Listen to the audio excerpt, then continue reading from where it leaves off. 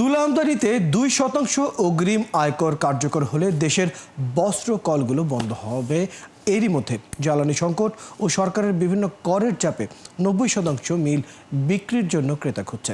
এটি কার্যকর হলে সবগুলো বস্ত্র কল বন্ধ হওয়ার আশঙ্কা করছে Bangladesh Textile Mill Association BTMA.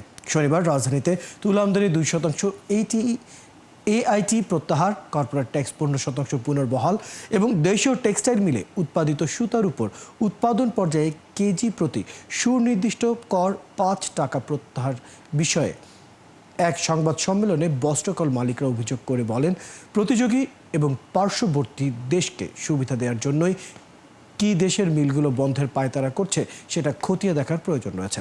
সংবাদ সম্মেলনে বলা হয়, 15% সুদ নিয়ে এর উপর তুলা আমদানিতে 2% অগ্রিম কর দিয়ে দেশের কোনো টেক্সটাইল মিলই টিকে থাকতে পারবে না।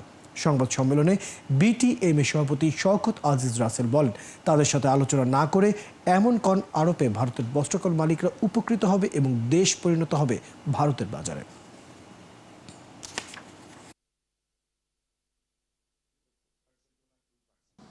আমি সুতাও বানাই, আমি ফ্যাব্রিকও করি, ডেনিম ফ্যাক্টরি চালাই আমি। আমার প্রতিদিন 50 টন সুতা লাগে। তো আমি এই সুতাটা আমার নিজের ফ্যাক্টরি থেকে কী কারণে কিনবো? সেখানে তো আমাকে 2% করে দিয়ে আসতে হচ্ছে, অ্যাডভান্স ইনকাম ট্যাক্স দিতে হচ্ছে, অনেক কিছু দিতে হচ্ছে।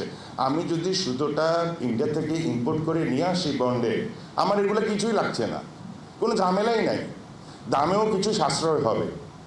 তাইলে কি আমরা নিয়ম নীতি করছি পার্শ্ববর্তী দেশকে স্বচ্ছ করার জন্য, সচ্ছল করার জন্য? তাদের কর্মসংস্থানকে কি আমরা বাড়ানোর জন্য প্রক্রিয়া করছি? আমার সরকার কি নিরলসভাবে কাজ করছে ওদের স্বার্থ রক্ষার্থে?